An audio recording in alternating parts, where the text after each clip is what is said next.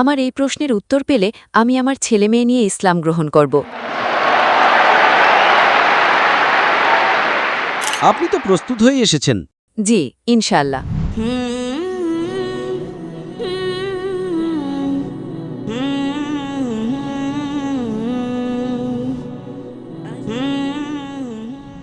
আমার নাম রেবতী। ভাই জাকির, আমি আপনার অনেক বড় একজন ভক্ত। আপনার আলোচনা এবং বক্তব্য শুনে আমি অনেক কিছু জেনেছি ইসলাম এবং তুলনামূলক ধর্মের উপর। আমি কুরআন পড়ছি এবং আমার অনেক মুসলিম বন্ধু আছে। আমি সিঙ্গাপুর থেকে এসেছি, ভারতে জন্মগ্রহণ করেছি এবং বড় হয়েছি। আমার কিছু প্রশ্ন আছে এবং দয়া করে পরিষ্কার করুন। আমার প্রশ্নটি হলো, আমরা কি জাহান্নামের আগুনের জন্য ত্বকের পুনর্জন্মকে, যেমনটি কুরআনের সূরা নাম্বার 4 আয়াত নাম্বার 56 উল্লেখ করা হয়েছে, সত্যিকারের কষ্টের জন্য নতুন জীবনের পুনর্জন্মের সাথে সম্পর্কিত করতে পারি? ধন্যবাদ। বোন খুব সুন্দর একটি প্রশ্ন করেছেন। তিনি বলেছেন যে আমরা কি সম্পর্কিত করতে পারি। তিনি বলেছেন যে তিনি আমার বক্তব্য শুনেছেন এবং তিনি মুগ্ধ, আলহামদুলিল্লাহ। এই কারণেই তিনি রেফারেন্স দিয়ে উদ্ধৃতি দিচ্ছেন, আলহামদুলিল্লাহ। তিনি বলছেন যে কুরআনের সূরা নিসা সূরা নাম্বার 4 আয়াত নাম্বার 56 বলা হয়েছে যে ত্বক প্রতিস্থাপন করা হয় যাতে তোমরা ব্যথা অনুভব করতে পারো। এটি কি পুনর্জন্মের মতো বারবার আসা, বারবার ফিরে আসা এবং একজন মানুষ এই পৃথিবীতে আবার জন্মগ্রহণ করে?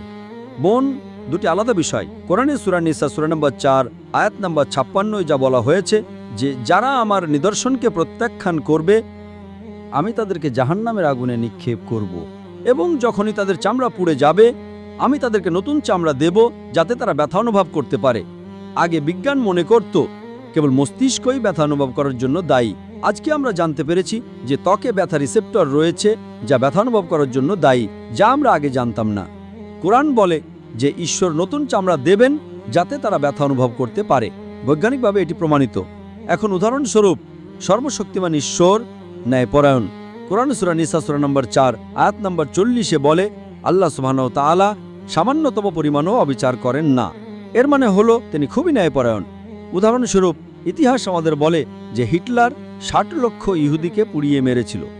আজ যদি আমাদের আইন হিটলারকে ধরে, আপনি কি শাস্তি দিতে পারেন?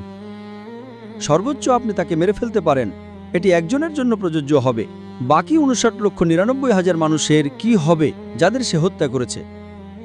আখিরাতে, পরকালে সর্বশক্তিমান ঈশ্বর বলেছেন যারা আমার নিদর্শনকে প্রত্যাখ্যান করবে আমি তাদেরকে জাহান্নামের আগুনে নিক্ষেপ করব।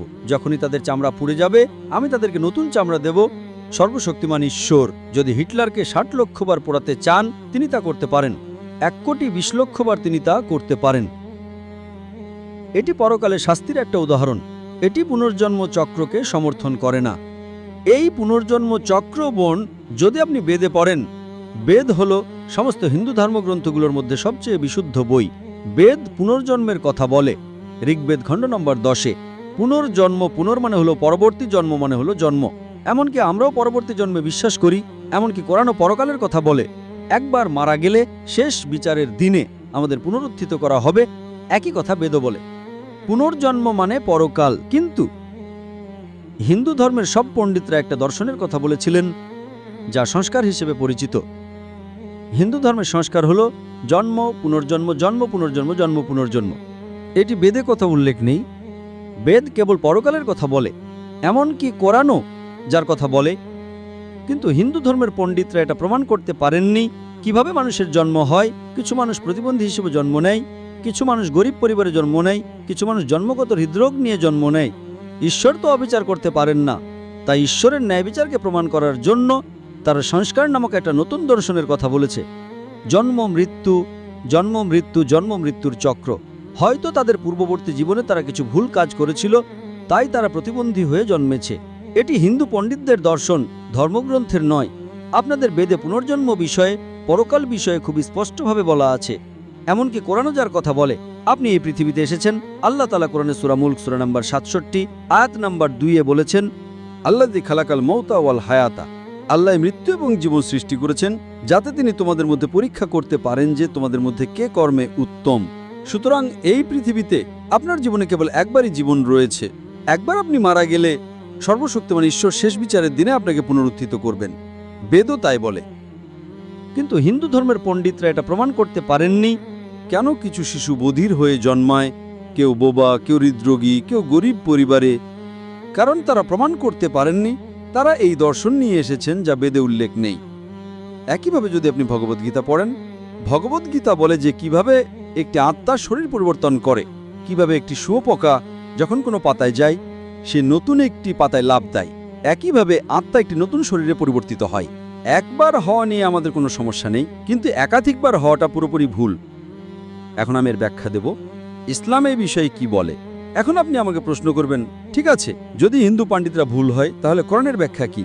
ইসলামে যেমনটা আমি উল্লেখ করেছি, আল্লাহ বলেন সূরা মুলক সূরা নম্বর 67 আয়াত নম্বর 2, আল্লাযী খালাকাল মাউতা ওয়াল হায়াতা, সর্বশক্তিমান ঈশ্বরই মৃত্যু এবং জীবন সৃষ্টি করেছেন, এটা পরীক্ষা করার জন্য যে তোমাদের মধ্যে কে কর্মে উত্তম। সুতরাং মনে জীবনটা হলো পরকালের জন্য একটা পরীক্ষা। প্রতি বছর যখন আপনি পরীক্ষায় বসেন, প্রশ্নপত্র তো পরিবর্তন হতেই থাকে, ঠিক না ভুল? ঠিক। একইভাবে সর্বশক্তিমান ঈশ্বর বিভিন্ন মানুষকে বিভিন্নভাবে পরীক্ষা করেন। কোরআন বলে যে আপনার সন্তানরা আপনার জন্য একটা পরীক্ষা। কোরআন বলে যে আপনার সম্পদ আপনার জন্য একটা পরীক্ষা। তাই সর্বশক্তিমান ঈশ্বর কিছু মানুষকে গরিব হিসেবে জন্ম দেন, কিছু মানুষকে ধনী হিসেবে জন্ম দেন। ধনী মানুষদের তাদের জাকাত দিতে হয়।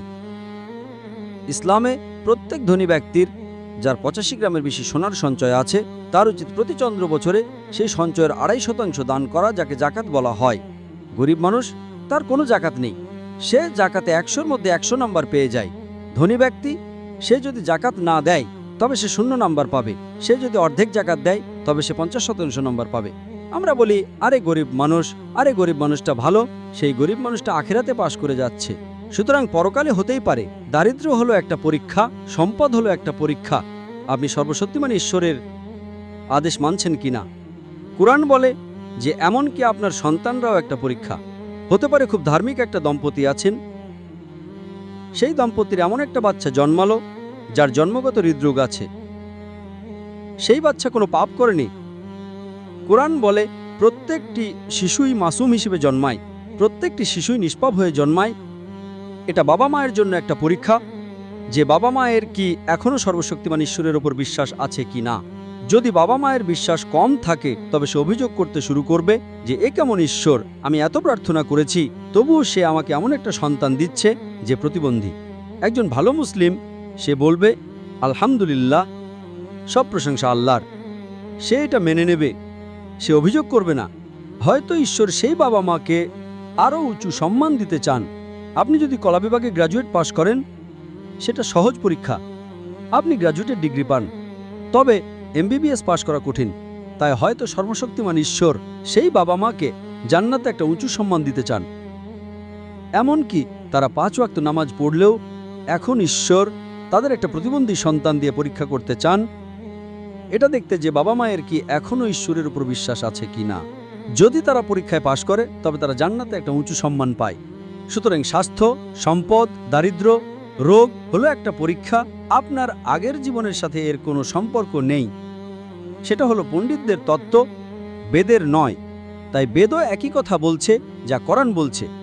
আপনারা এই পৃথিবীতে একবার আসেন, তারপর আপনাদের পরবর্তী জীবন আছে পুনর্জন্ম। কিন্তু মৃত্যু জন্ম নয়, এটা বেদের অংশ নয়। আশা করি আপনার প্রশ্নের উত্তর পেয়েছেন বোন। ধন্যবাদ। বোন, আপনি কি বিশ্বাস করেন যে একজন ঈশ্বর আছেন? আমি বিশ্বাস করি যে একজন ঈশ্বর আছেন এবং নবী হলেন শেষ বার্তাবাহক। ধন্যবাদ। মাশাআল্লাহ। আপনি কি বিশ্বাস করেন যে মূর্তি পূজা করা ভুল? না, আমি গত 10 বছর ধরে মূর্তি পূজা করছি না মাশাআল্লাহ। এবং আমি পরে সিঙ্গাপুরে আমার সন্তানদের সাথে শাহাদা গ্রহণ করতে চাই। আপনাকে অনেক ধন্যবাদ।